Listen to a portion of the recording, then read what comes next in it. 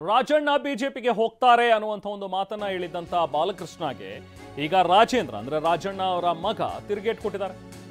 ಬಾಲಕೃಷ್ಣ ವಿರುದ್ಧ ರಾಜಣ್ಣ ಪುತ್ರ ರಾಜೇಂದ್ರ ಕಿಡಿಕಾರಿದ್ದಾರೆ. ಸೆಪ್ಟೆಂಬರ್ ಕ್ರಾಂತಿ ಬಾಲಕೃಷ್ಣರಿಂದಲೇ ಶುರುವಾಗುತ್ತೆ ಅಂತ ಹೇಳಿ ಬಾಲಕೃಷ್ಣ ಹೇಳಿಕೆಗೆ ರಾಜಣ್ಣ ಪುತ್ರ ರಾಜೇಂದ್ರ ತಿರುಗೇಟ್ ಕೊಟ್ಟಿದ್ದಾರೆ. ರಾಜಣ್ಣ ಬಿಜೆಪಿಗೆ ಹೋಗ್ತಾರೆ ಅಂತ ಹೇಳಿ ಎಚ್.ಸಿ. ಬಾಲಕೃಷ್ಣ ಹೇಳಿದ್ರು. ಬೇಕಾದ್ರೆ ಅವ್ರನ್ನೇ ಕೇಳಿ ಮಂಪರ್ ಪರೀಕ್ಷೆ ಮಾಡಿದ್ರು ನಡೆಯುತ್ತೆ ಅನ್ನೋ ಮಟ್ಟಿಗೆ ಮಾತಾಡಿದ್ರು. ಅದಕ್ಕೆ ತಿರುಗೇಟ್ ಕೊಟ್ಟಿದ್ದಾರೆ ರಾಜೇಂದ್ರ. ಈಗ ರಾಜಣ್ಣ ಅವ್ರನ್ನ ಸ್ವಾಗತ ಮಾಡ್ತಾ ಇರೋರು ಯಾರು? ಬಿಜೆಪಿ ನಾಯಕರು ಅಲ್ವಾ?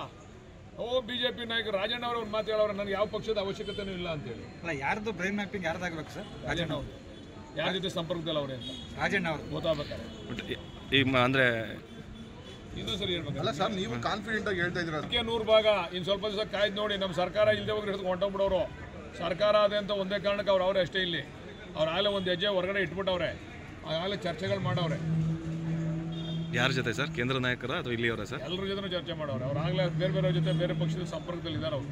ಸರ್, ಈಗ 2 ಸ್ಥಾನ ಬಾಲಕೃಷ್ಣ ಅವರು ಮಾತಾಡ್ತಿದ್ದಂಗೆ ನಾನು ಯಾರನ್ನೋ ಮೆಚ್ಚಿಸ್ಬೇಕು ಅಥವಾ ಏನೋ ನನಗೆ ಸಿಗುತ್ತೆ ಅಥವಾ ಮುಂದೆ ಬೇರೆ ರೀಶಫಲಲ್ಲಿ ಏನಾದ್ರು ನಾನು ಮಂತ್ರಿಗಿರಿ ಆಗೋದಕ್ಕೆ ಅಪ್ಲಿಕೇಶನ್ ಆಗ್ತಾ ಇದ್ದೀನೋ ಅಥವಾ ನವಂಬರಲ್ಲಿ ಈಗ ರಾಜಣ್ಣವ್ರು ಹೇಳಿದ್ರಪ್ಪ ಸೆಪ್ಟೆಂಬರ್ ಆದಮೇಲೆ ಕ್ರಾಂತಿ. ಆ ಕ್ರಾಂತಿ ಏನಂದರೆ ಇವ್ರುಗಳೆಲ್ಲ ಬಿ ಜೆ ಪಿಗೆ ಹೋಗ್ಬೋದು. ಯಾರು ನಮ್ಮ ಮೇಲೆ ಆಪಾದನೆ ಮಾಡ್ತಿದ್ದಾರೆ, ರಾಜಣ್ಣವ್ರ ಮೇಲೆ ಮಾಡ್ತಿದ್ದಾರೆ, ನಾಳೆ ಬೆಳಿಗ್ಗೆ ಇವರೇ ಬಿ ಜೆ ಪಿಗೆ ಹೋದರೆ ಆಶ್ಚರ್ಯನೂ ಪಡೋಂಗಿಲ್ಲ. ಅದೇ ಮಾತನ್ನು ಬಿ ಜೆ ಪಿ ಹಿರಿಯ ಶಾಸಕರು ಯತ್ನಾಳ್ ಮಾತಾಡಿದ್ದಾರೆ. 60-65 ಜನ ನಾನು ಕರ್ಕೊಂಬರ್ತೀನಿ, ಬಿ ಜೆ ಪಿಗೆ ಬರ್ತೀನಿ ಅಂತ ಮಾತನ್ನು ಯತ್ನಾಳ್ ಅವರು ಆಗಲೇ ಮಾತಾಡಿದ್ದಾರೆ. ಸೊ ಆ ಥರ ಏನಾದರೂ ನಮ್ಮ ರಾಜ್ಯದಲ್ಲಿ ಬೆಳವಣಿಗೆ ನಡೆದು ಸೆಪ್ಟೆಂಬರ್ ಕ್ರಾಂತಿ ಅಂತ ಏನು ರಾಜಣ್ಣವ್ರು ಹೇಳ್ತಾ ಇದ್ದಾರೆ, ಅದು ಸೆಪ್ಟೆಂಬರ್ ಕ್ರಾಂತಿ ಇದೇ ಇರ್ಬೋದು. ಇನ್ನು ಬಾಲಕೃಷ್ಣ ಟೀಮ್ ಬಿಜೆಪಿ ಸೇರೋದೇ ಸೆಪ್ಟೆಂಬರ್ ಕ್ರಾಂತಿ ಅಂತ ಹೇಳಿ ಬಾಲಕೃಷ್ಣ ವಿರುದ್ಧ ರಾಜೇಂದ್ರ ಬಾಂಬ್ ಸಿಡಿಸಿದ್ದಾರೆ. ಈಗ ಸಿಎಂ ಸ್ಥಾನ ಕೊಡ್ತೀವಿ ಅಂದ್ರೆ ಬಿಜೆಪಿಗೆ ಹೋಗಬಹುದು ಇವರೆಲ್ಲರೂ, ಅದೇ ಸೆಪ್ಟೆಂಬರ್ ಕ್ರಾಂತಿ ಅಂತ ಹೇಳಿ ರಾಜಣ್ಣ ಮಾತಾಡಿದ್ದಾರೆ. ಪಿತೂರಿ ಮಾಡಿ ರಾಜಣ್ಣ ಅವರಿಂದ ರಾಜೀನಾಮೆ ಪಡ್ಕೊಂಡಿದ್ದಾರೆ. ರಾಜಣ್ಣ ರಾಜೀನಾಮೆ ಹಿಂದೆ ಕಾಣದ ಕೈಗಳು ಕೆಲಸ ಮಾಡಿವೆ. ಸಿದ್ದರಾಮಯ್ಯ ರಾಜಣ್ಣಗೆ ಹೆಸರು ಬರುತ್ತೆ ಅಂತ ಹೇಳಿ ಸಂಚು ರೂಪಿಸಿದ್ದಾರೆ ಅಂತ ಹೇಳಿ ರಾಜಣ್ಣ ಪುತ್ರ ರಾಜೇಂದ್ರ ಮಾತಾಡಿದ್ದಾರೆ.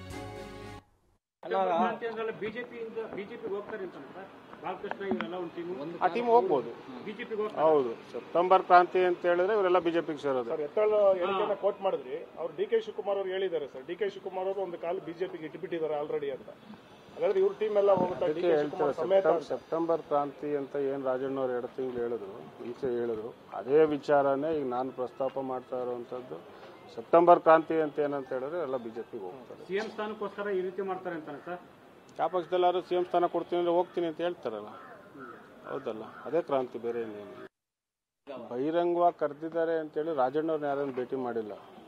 ಸ್ವಾಭಾವಿಕವಾಗಿ ಕರೀತಾರೆ, ಕರೆದಿಲ್ಲ ಅಂತೇಳಿ. ಈಗ ರಾಜಣ್ಣವರು ಅಂತಲ್ಲ, ಬೇರೆ ಯಾರಿಗಾರು ಈ ಥರ ಸಮಸ್ಯೆ ಆಗಿದ್ರು ಕರೆಯೋವಂಥದ್ದು ಸಹಜ, ಹೌದಲ್ಲ. ಏನು ರಾಜಣ್ಣವ್ರೇನು ಯಾವುದೋ ಹಗರಣ ಮಾಡಿ ಸಿಗಾಕೊಂಡು ರಾಜೀನಾಮೆ ಕೊಟ್ಟಿಲ್ಲಪ್ಪ, ಅಥವಾ ಇಲಾಖೆಯಲ್ಲಿ ಏನು ಸಮಸ್ಯೆ ಆಗಿಲ್ಲ.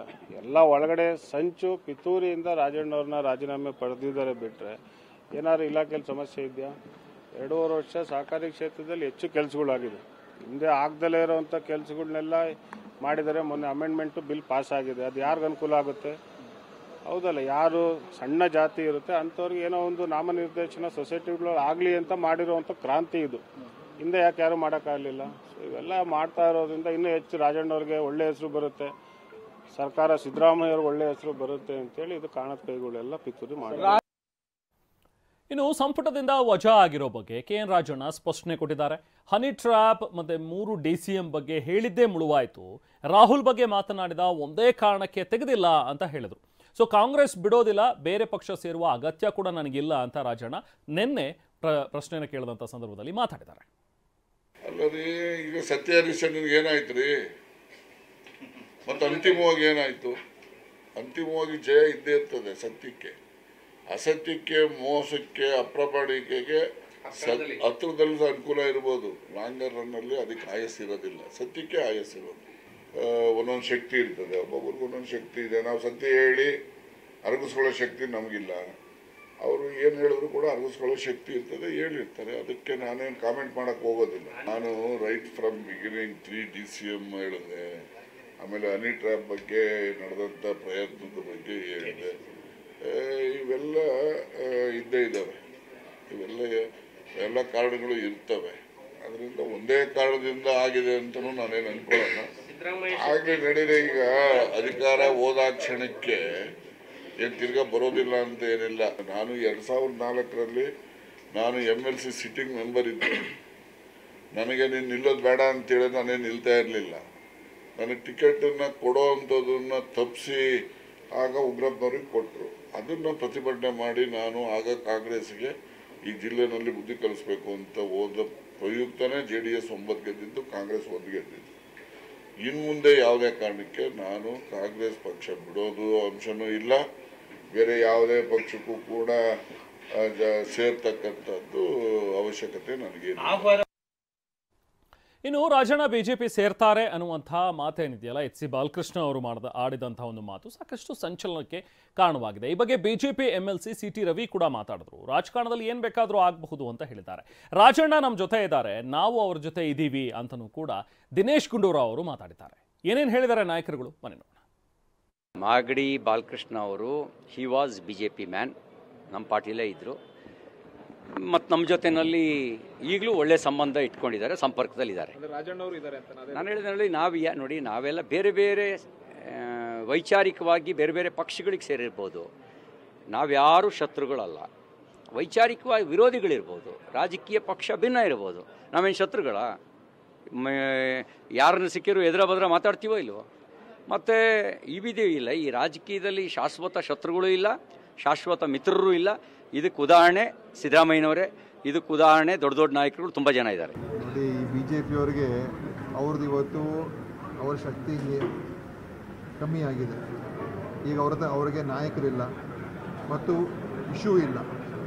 ನಮ್ಮ ರಾಜ್ಯದಲ್ಲಿ ನಾಯಕತ್ವನೂ ಇಲ್ಲ ಮತ್ತು ಯಾವುದೇ ಒಂದು ಇಶ್ಯೂನೂ ಅವ್ರ ಮುಂದೆ ಇಲ್ಲ, ಅಥವಾ ಯಾವುದೇ ಒಂದು ನಿರ್ದಿಷ್ಟವಾದಂಥ ಗುರಿ ಇಟ್ಕೊಂಡಿಲ್ಲ. ಅವ್ರಿಗೆ ಏನು ಸಿಕ್ಕಿದ್ರು ಕೂಡ ತೊಗೊಳಕ್ಕೆ ತಯಾರಾಗಿಬಿಟ್ಟಿದ್ದಾರೆ.